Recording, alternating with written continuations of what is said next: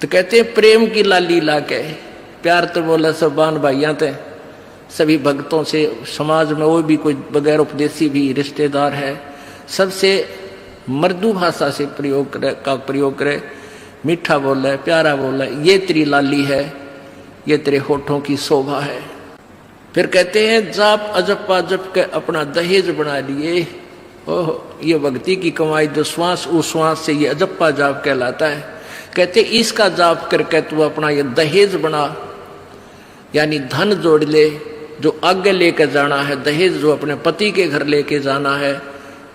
पहले कुरीति थी कि जो लड़की घना धन लेकर आती थी दहेज का, उसका आदर पूरा परिवार करता था। ऐसे हमारे हम भ्रमित थे, अज्ञानता थी।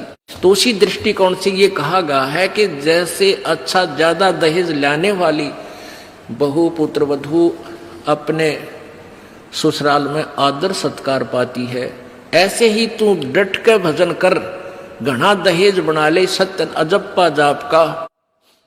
अजप्पा जाप जप के अपना दहेज बना लिए, अनहद बाजा बाजन लागे फिर खुशी बना लिए। ओह, जैसे लड़की का पता लग गया कि आज ब्याह है, लड़की की का आज विवाह है। अब कई बच्चे बकाया करें, न्यू कहेंगे ए तेरी बारात आ गई, और फिर न्यू कहे कोई ना आई क्यों ना जीवरी है, यानी उसने खिजाया करते हैं। तो फिर वो लड़की सोच लेती है बांधन दे दे, मौके जाएंगे। तो कहते हैं जब वो बाजा बाजन लाग जा तब सोच लिए बात लवा लाग ली कि आगी बरात। तो कहते हैं आप भक्ति जब करोगे तो आपको ऑटोमेटिकली आपके ये ऊपर के यहां से ऊपर के हिस्से में बहुत सी आवाजें, कई प्रकार की आवाजें आने लग जाएंगी। इसमें जो हमें आवाज सुनती हैं ये प्राथमिक भक्ति की लक्षण है, अंतिम नहीं है। हाँ, ये भी सुननी चाहिए, सुनेंगी, आपको अवश्य सुनेंगी, ना चाहते हुए भी सुनेंगी। और कभी सुनना चाहो तो कभी 2, 4, 10 मिनट, कभी कभी डेली नहीं, कभी ऐसे कान बंद करके एकांत स्थान पर सुन लेना, आपको सारा साजबाज अंदर बाजता दिखेगा, जिसकी भक्ति इस लक्षण हो गए। कुछ एक को वैसे भी सुनती हैं जिनके पूर्व जन्म की भक्तियां होती हैं और फिर धीरे धीरे उनकी बंद हो जाती हैं, आगे कुछ नहीं सुनती, चाहे वो किसी का नाम जाप ले रखा है। तो वो तो ऐसा सुनना, ये देखना तो ऐसा है जैसे आपने बैंक में कमाई करी की और बैंक में पैसे जमा करा दिए, और उस बैंक की कॉपी ने कभी देखना चाहो तो खोल के देख लो।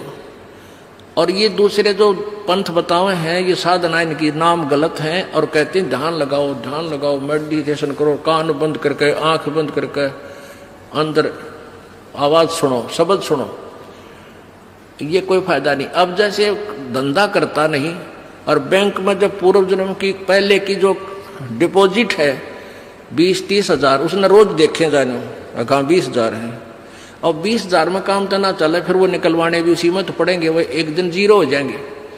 वो तो जैसे आपको ये आभास होंगे किसी भी वस्तु का, जैसे हम हमारी आंखों, आपकी जो भक्ति करते हैं उनकी आंखों के सामने बहुत सी चीजें ऐसे चलती दिखाई देंगी। कभी तो ऐसा आभास होगा जैसे कोई मक्खी आ गई, कोई मच्छर जा रहा है, या कोई ऐसी कोई लाइन सी दिखाई देती है। तो ये आपकी भक्ति की कमाई है, प्रतिफल आपको दिख रहा है। और कई एकादा क्या करे हमारे भक्त, एक बहन भगत भाई आया ने बोला जी मैंने तो आंख दिखा ली, मेरी तो आंखों में डिफेक्ट हो गया। वहाँ क्या हो गया कि आगे मेरा काला काला दिखे जाए, नो देखूं जब भी दिखा, मन तक कई डर भी लग जाता है। और डॉक्टर का इसका ऑपरेशन करेंगे, रमा भले आदमी क्यों आंख पड़वावे, ये तेरी भक्ति की कमाई दिखाई दे रही है, तेरी जो बैंक में जमा कराए हैं वो कॉपी में दिखे तेरे को।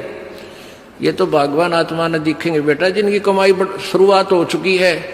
जेता अंजन आंजी ये चश्मों में दिखंत नो बोला सचमुच में, कहा सचमुच, फिर खुश हो गया, तेरा गजब भैया। तो ये जो सामने दिखाई देते घबराना नहीं, बहुत से भ्रमित हो जाते हैं क्योंकि बार बार ये दास नहीं बता पाता आपको। तो प्रत्येक सत्संग में आओगे तो कभी ना कभी हर पहलू पर विचार विमर्श दिया जाता है। तो घबराना नहीं है, ये आपकी आंखों के सामने कोई वस्तु दिखाई देगी, वो आप ही बताओगे, दास बताओगा तो तुम झूठ भी बोल दोगे। तो वो आपकी जितनी कमाई है वो अपने आप बढ़ती जा रही है, उसका लेवल बता रहा है। तो ऐसे अंदर आवाजें आएंगी, कई प्रकार की आएंगी, और उनमें से एक न्यारी आवाज आएगी, एक मुरली की आवाज आएगी, और वो मुरली, वो आवाज जो है, जो इसमें पिंड में जो आएगी वो यहीं तक की है, ये महास्वर्ग तक की है। और जो वास्तविक धुन, वास्तविक जो आवाज है वो इस अंड और पिंड से पार है, वो सतलोक में है। वो वहां जाकर आपको वो बात बाहर सुनाई देगी। यानी इस शरीर से एक जब आत्मा भक्ति से परिपूर्ण हो जाती है तो इस शरीर से बाहर भी हो जाती है, तो उसको सुनने के लिए ऐसी स्थिति आ जाएगी अपने आप, जैसे आपका शरीर यहाँ बाहर खड़े हो गए, और फिर वो आवाज आपको उस सूक्ष्म शरीर के माध्यम से सीधा कनेक्शन उस सतलोक से हो जाता है। वो परले पार वाली मुरली आवाज, वो धुन, वो झनकार अलग से सुनाई देती है। फिर सेकंड के बाद आप उसी शरीर में होते, आपको पता भी नहीं कि मैं बाहर गया या अंदर ही था। वो बहुत बाद में जाके बहुत लेटेस्ट स्टेज पे ऐसा होगा, पर ऐसा हो या ना हो, आप जैसे दास बताओ, ये खुराक खाते रहो, रोग कटेगा, ये साधना करते रहो। तो क्या बताया है, जाप अजप्पा जप के अपना दहेज बना लिए, और ये अनहद बाजा बाजन लागे, फिर खुशी मना लिए। फिर मान लिए खान तेरी भक्ति चल पड़ी, निकट लागली बात आगे लेने, यानी बरात आगी। आवे बिरहा कबीर लेने, खुश होकर चालिए, और प्रेम की बारिश होने लागे, फिर मलमल नहा लिए। जैसे आपने कल सुना था, बिना प्रेम पावे नहीं चे करोड़ समाधि ला। होय होय, जैसे सूरज के आगे बदरा ऐसे कर्म छयारे, प्रेम की पवन करे चित मंजन झलके तेज नयारे। प्रेम की पवन, परमात्मा के प्रति इतना प्यार उमड़ उमड़ का आपके हृदय में रह रह के जरा सी बात मालिक की चले, आंखें भरे आऊं आपकी, कुछ दिन में ऐसी स्थिति आ जाएगी। तो ये प्रेम की पवन चलेगी। जैसे सूरज के आगे बादल होते हैं तो सूर्य का प्रकाश निष्क्रिय हो जाता है, और जब हवा तेज चलती है बादलों को इधर उधर फेंक देती है तो सूर्य का प्रकाश ज्यों का तो सामने चमक रहा होता है। ऐसे परमात्मा और अपने बीच में, आत्मा के बीच में पाप कर्मों का गरावा यानी बादल छाया हुआ है। इस प्रेम की यानी सब भक्ति जो क्रिया आपकी होंगी, दान करता आदमी को इतनी खुशी होती है उस दिन कोई ठिकाना नहीं। और 10 रुपये चोरी कर ले, आत्मा खुश नहीं हो सकती, चाहे 20 लाख चोरी कर ले। और 10 रुपये, 20 रुपये, 1000 रुपये, 2000 रुपये आप दान करने की चेष्टा करते हो, पहले उमंग भर लेती है, और दान करे पाछो तो न्यारी खुशी होती है। तो ये तो क्या बताते हैं, ऐसे जो सब क्रियाएं आपसे कराई जा रही हैं, इनका उद्देश्य है कि आप में इतनी विनम्रता, इतना प्योर हार्टेड हो जाओ आप कि मालिक के प्रति जरा सी भी चर्चा चला, आँखों में पानी आने लग जा, गदगद हो जा। कहते हैं प्रेम की पवन करे चित मंजन, फिर झलके तेज नयारे। तो यहाँ क्या बताया है कि प्रेम की बारिश होने लगे, फिर मलमल नहा लिए। यानी ये लक्षण बता रहे हैं, एक भक्त में रह रहकर ऐसे लक्षण आ जाएंगे। एक बुढ़ा आवे मेरे पास, नाम ले रखा उन्होंने साल भर से। वो कहता है जी मैं नाम जपन लागू, मैं रोने लग जाऊं, मेरा रोना बंद कर दिया। राम तो रोना शुरू करवावा तो बंद करवाना आवे, ये तेरे भाग जा गिरे भले आदमी, नो कहना शर्म आवे, लोग नो कहीं अच्छा आदमी नाम नहीं लागे तो माई लोग की सुनेगा तुम्हारी सुनेगा, नो बता। तो इसे ओपन कर्मी प्राणी है, बुढ़ा आदमी 65 साल का होगा, भगवान का नाम मिल गया, पिछले संस्कार से ही होता सारा कुछ। और ईब नो कह नाम लेने लग गो, मैं तो रोने लग जाऊं। रे तेरा जी भगवान ये सब ने देसा रोना हमारे भगता ने, आँखें में पानी आवे, मालिक की चर्चा हो, ना द्वेष हो, ना राग उठे, ना कोई चोरी करने जी करे, ना कोई जारी करने जी करे, ना बुराई मन में आवे, ये ऐसा जो धुन लग जा। फिर कहते हैं सार शब्द का सुरमा गा लिए, जब पति न भावे। सार शब्द यानी जो असली मंत्र आपको दिया जाएगा वो सुरमे जैसा होगा, वो एक न्यारी आपकी जो है ना पहचान बनेगी, उस पर न्यारी जो है ना अलग से आपकी एक और सुंदरता बनेगी, यानी परमात्मा को आप और उस मंत्र सहित और अच्छे लगोगे जिनके पास ये तीनों मंत्र होंगे। कहने का भाव ये, आदिन्नी की मांग भरा ले तो चलिए नाड़ झुका के, विनम्रता, अभिमान खत्म हो, विनम्रता आवे और सबके साथ प्यार से बोले, आकड़ नहीं पाड़े, ये लक्षण हो जाने चाहिए आपके अंदर। आदिन्नी की मांग भरा ले, ये जो मांग आप सिंदूर डालते हैं ये आदिन्नी तेरी मांग है, और चलिए नाड़ झुका के, यानी नम्रता से रहना, नाड़ झुका के चलना, नम्रता से पेश आना। और संत समागम बरात तेरी तन ले जावेगा ब्याह के। अब ये सत्संग रूपी बरात है, आत्मा को यहीं से श्रृंगारा जाता है, यहीं से इसको तैयार किया जाता है, ज्ञान सुनाया जाता है, तो ये परमात्मा सत्संग में आने वाली आत्मा ही परमात्मा के पास जाएगी, यानी ये बरात वाले ही, बरात ही समझो उस मालिक की है। संत समागम बरात तेरी तन ले जावेगा ब्याह के, सुरत नृत है डोली तेरी। सुरत और नृत ये आत्मा इनके साथ चलेगी, और बैठ सुन शिखर में जाकर, यानी सतलोक में जाकर बैठ जा। और मकर तार का खेल कांगना, अलल ध्यान दचा के। अब कांगना खेलते हैं ना, जैसे यहाँ एक मोटा बांध जा, दूसरा मोटा बांध जा रहे नाला, और कई गांठ ला जाए, फिर नो कहेंगे वो देवर खोल लेगा इसने, कांगना खेल लेंगे ना खुल जा, उबरण के फंड होया करना, लंबा चौड़ा सिस्टम। तो परमात्मा कहते हैं अब मकर तार का खेल कांगना, छूट ना जा आते हैं, छूट गया वो हार जाएगा।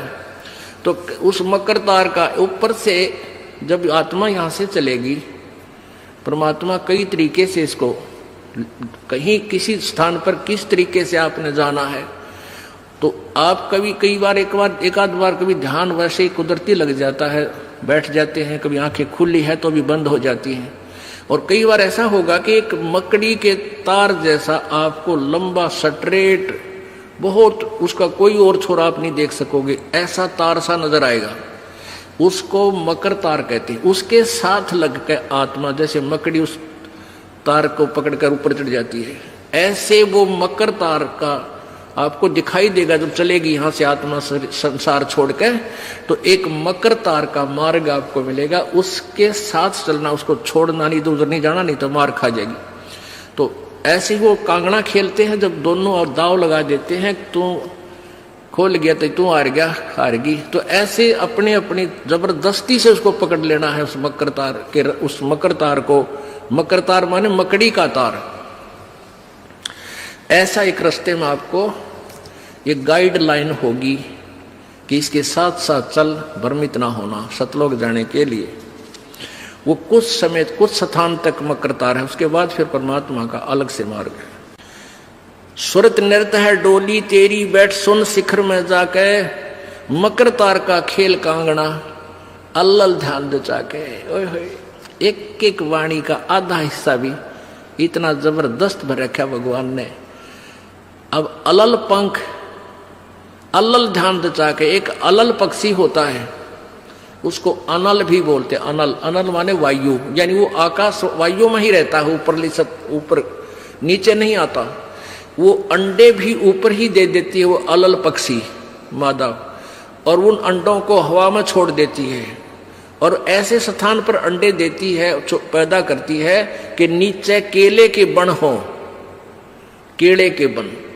तो केले कैसे फंसे रहा कर, केले के बना बनो आपस में बहुत लंबे लंबे बढ़ जाते हैं।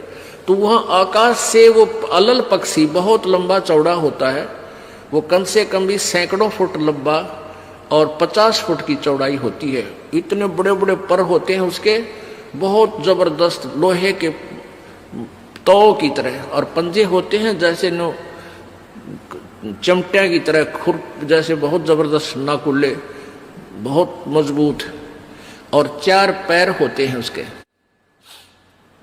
पक्षी होता। तो वहां से अंडे छोड़ देती है भगवान हवाला है। अंडे नीचे आते हैं हवा की घर्षण से, वो परवरिश को यानी वो पक जाते हैं, और केले के अच्छे भारा भारा अंडे होते हैं, वो 2-2 दड़ी के, और ऊपर तो 1-1 दड़ी के, 5-5 किलो के, और ऊपर से आते ही वो केलों के पत्तों पर आकर गिरते हैं। उन केलों को तोड़ते हुए सपीटते नीचे आते हैं। तो केलों पर गिरने से, उन केले पर गिरने से, उन पेड़ों पर, तो उसकी स्पीड कम हो जाती है और तो केले को तोड़ता हुआ वो आसानी से आकर नीचे पड़ता है और पड़ के फूट जाता है, उसमें से बच्चा निकल जाता है। वो बच्चा वहां फिर उस वन में घूमता है, फिरता है, चारा चरता है, और फिर कुछ दिनों में वो उड़ने लग जाता है, यानी परिपक्व हो जाता है, वो प्रफुल्लित हो जाता है, और वो उड़ उड़ कर देखता है, काफी दूर तक उड़ता है, फिर वापस आ जाता है, 1-2 साल तक वही रहता उस वन में। उन पक्षियों के साथ भी घूमता, अपने मित्रों के साथ जो दूसरे पक्षी होते हैं, अन्य जीव जंतुओं के साथ भी घूमता है, लेकिन उनमें उसकी मित्रता नहीं रहती है, क्योंकि उसको पता होता है कि मेरे माता पिता ऊपर हैं, यहां नहीं है।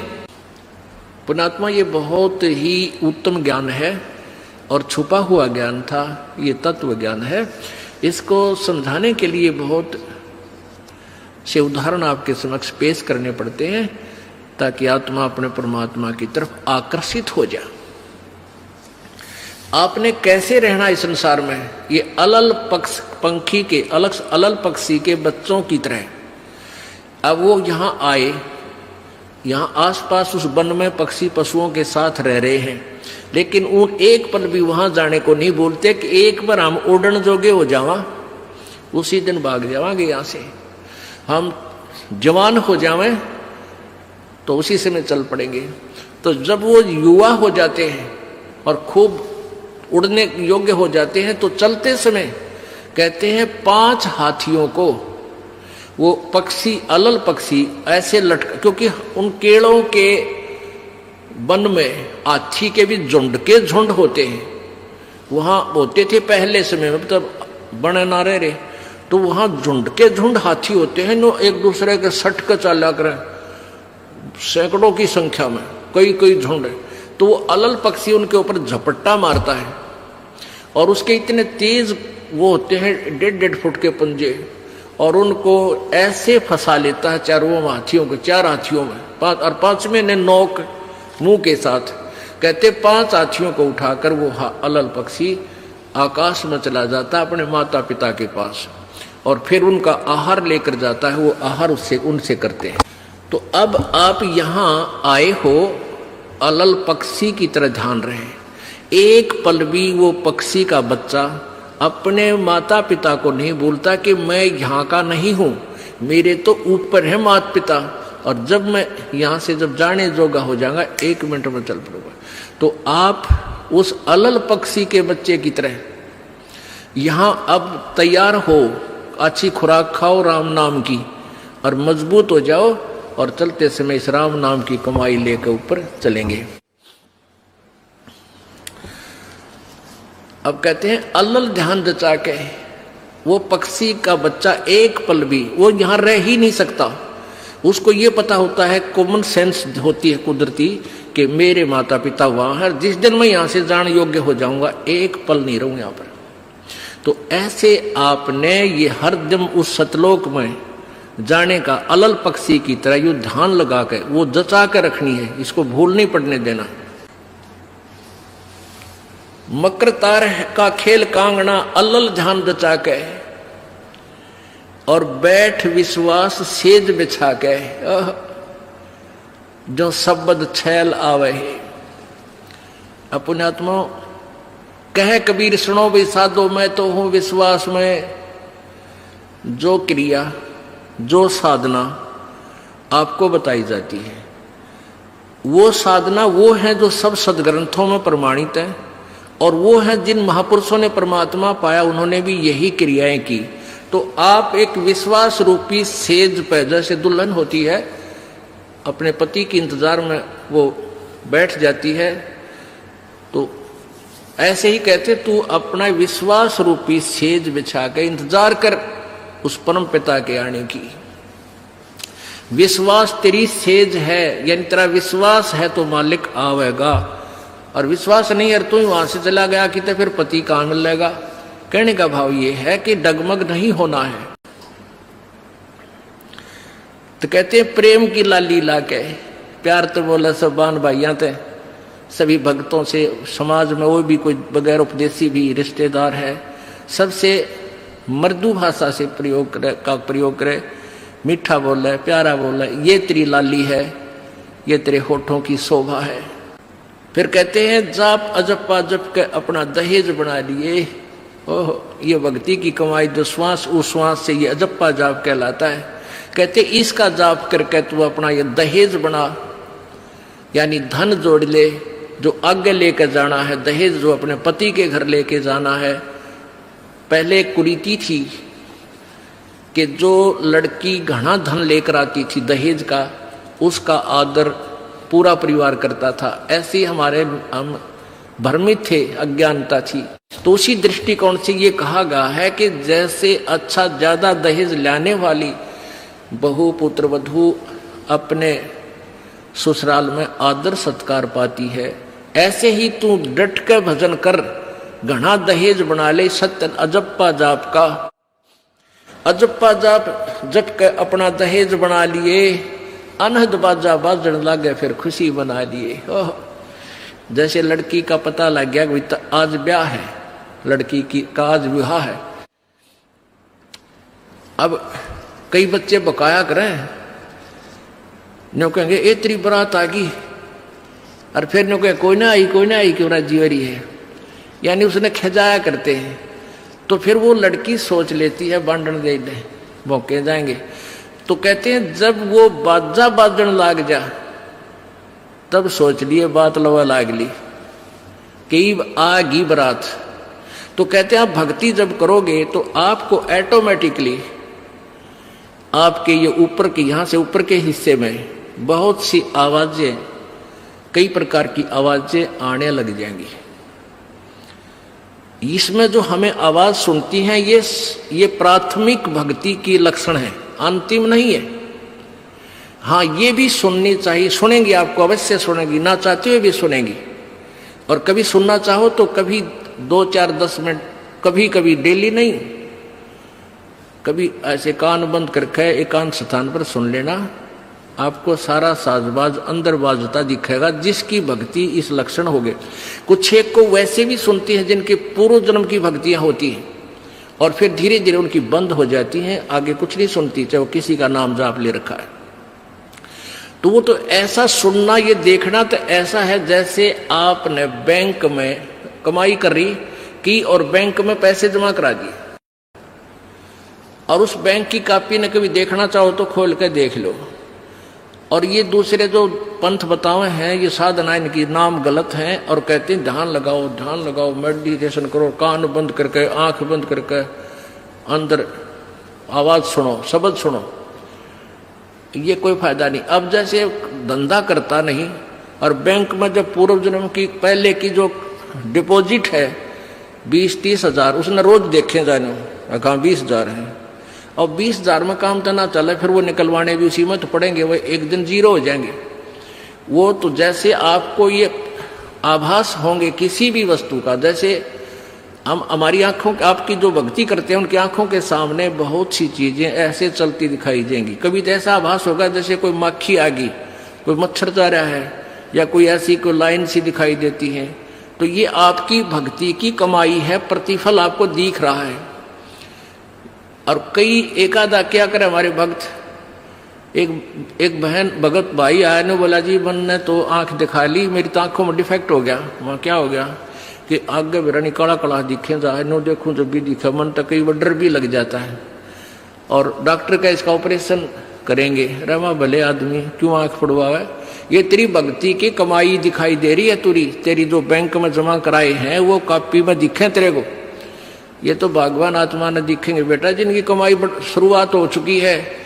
जेता अंजन आंजी ये चश्मों में दिखंत न बोला सचमुच में, कहा सचमुच, फिर खुश हो गया रहा तेरा गजब भैया।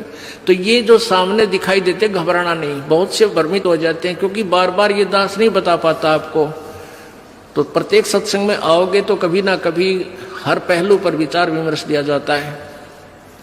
तो घबराना नहीं है। ये आपकी आंखों के सामने कोई वस्तु दिखाई देगी, वो आप ही बताओगे, दास बताओगा तो तुम झूठ भी बोल दोगे। तो वो आपकी जितनी कमाई है वो अपने आप बढ़ती जा रही है, उसका लेवल बता रहा है। तो ऐसे अंदर आवाजें आएंगी, कई प्रकार की आएंगी, और उनमें से एक न्यारी आवाज आएगी, एक मुरली की आवाज आएगी। और वो मुरली, वो आवाज जो है, जो इसमें पिंड में जो आएगी, वो यहीं तक की है, ये इस महास्वर्ग तक की है। और जो वास्तविक धुन, वास्तविक जो आवाज है, वो इस अंड और पिंड से पार है, वो सतलोक में है। वो वहां जाकर आपको वो बात बाहर सुनाई देगी। यानी इस शरीर से एक जब आत्मा भक्ति से परिपूर्ण हो जाती है तो इस शरीर से बाहर भी हो जाती है। तो उसको सुनने के लिए ऐसी स्थिति आ जाएगी अपने आप, जैसे आपका शरीर यहाँ बाहर खड़े हो गए, और फिर वो आवाज आपको उस सूक्ष्म शरीर के माध्यम से सीधा कनेक्शन उस सतलोक से हो जाता है। वो परले पार वाली मुरली आवाज, वो धुन, वो झनकार अलग से सुनाई देती है। फिर सेकंड के बाद आप उसी शरीर में होते, आपको पता भी नहीं कि मैं बाहर गया या अंदर ही था। वो बहुत बाद में जाके बहुत लेटेस्ट स्टेज पे ऐसा होगा। पर ऐसा हो या ना हो, आप जैसे दास बताओ, ये खुराक खाते रहो, रोग कटेगा, ये साधना करते रहो। तो क्या बताया है, जाप अजप्पा जप के अपना दहेज बना लिए, और ये अनहद बाजा बाजन लागे, फिर खुशी मना लिए। फिर मान लिए खान तेरी भक्ति चल पड़ी, निकट लागली बात आगे लेने, यानी बरात आगी। आवे बिरहा कबीर लेने, खुश होकर चालिए, और प्रेम की बारिश होने लागे, फिर मलमल नहा दिए। जैसे आपने कल सुना था, बिना प्रेम पावे नहीं चे करोड़ समाधि ला। होय होय, जैसे सूरज के आगे बदरा ऐसे कर्म छयारे, प्रेम की पवन करे चित मंजन झलके तेज नयारे। प्रेम की पवन, परमात्मा के प्रति इतना प्यार उमड़ उमड़ का आपके हृदय में रह के, जरा सी बात मालिक की चले आंखें भरे आऊं आपकी, कुछ दिन में ऐसी स्थिति आ जाएगी। तो ये प्रेम की पवन चलेगी। जैसे सूरज के आगे बादल होते हैं तो सूर्य का प्रकाश निष्क्रिय हो जाता है, और जब हवा तेज चलती है बादलों को इधर उधर फेंक देती है तो सूर्य का प्रकाश ज्यों का तो सामने चमक रहा होता है। ऐसे परमात्मा और अपने बीच में, आत्मा के बीच में पाप कर्मों का गरावा यानी बादल छाया हुआ है। इस प्रेम की यानी सब भक्ति जो क्रिया आपकी होंगी, दान करता आदमी को इतनी खुशी होती है, उस दिन कोई ठिकाना नहीं। और 10 रुपये चोरी कर ले, आत्मा खुश नहीं हो सकती, चाहे 20 लाख चोरी कर ले। और 10 रुपये, 20 रुपये, 1000 रुपये, 2000 रुपये आप दान करने की चेष्टा करते हो, पहले उमंग भर लेती है, और दान करे पाछो तो न्यारी खुशी होती है। तो ये तो क्या बताते हैं, ऐसे जो सब क्रियाएं आपसे कराई जा रही हैं, इनका उद्देश्य है कि आप में इतनी विनम्रता, इतना प्योर हेरिटेड हो जाओ आप कि मालिक के प्रति जरा सी भी चर्चा चला आँखों में पानी आने लग जा, गदगद हो जा। कहते हैं प्रेम की पवन करे चित मंजन, फिर झलके तेज नयारे। तो यहाँ क्या बताया कि प्रेम की बारिश होने लगे, फिर मलमल नहा लिए। यानी ये लक्षण बता रहे हैं, एक भक्त में रह रहकर ऐसे लक्षण आ जाएंगे। एक बुढ़ा आवे मेरे पास, नाम ले रखा उन्हें साल भर से। वो कहता है जी मैं नाम जपन लागू, मैं रोने लग जाऊं, मेरा रोना बंद कर दिया। राम तो रोना शुरू करवावा तो बंद करवाना आवे, ये तेरे भाग जाग रे भले आदमी, नो कहना शर्म आवे, लोग नो कहीं अच्छा आदमी नाम नहीं लागे तो माई लोग की सुनेगा तुम्हारी सुनेगा, नो बता। तो इसे ओपन कर्मी प्राणी है, बुढ़ा आदमी 65 साल का होगा, भगवान का नाम मिल गया, पिछले संस्कार से ही होता सारा कुछ। और ईब का नाम लेने लग गया, मैं तो रोने लग जाऊँ। अरे तेरा जी भी भगवान ये सब ने देसा रोना हमारे भगता ने, आँखें में पानी आवे, मालिक की चर्चा हो, ना द्वेष हो, ना राग उठे, ना कोई चोरी करने जी करे, ना कोई जारी करने जी करे, ना बुराई मन में आवे, ये ऐसा जो धुन लग जा।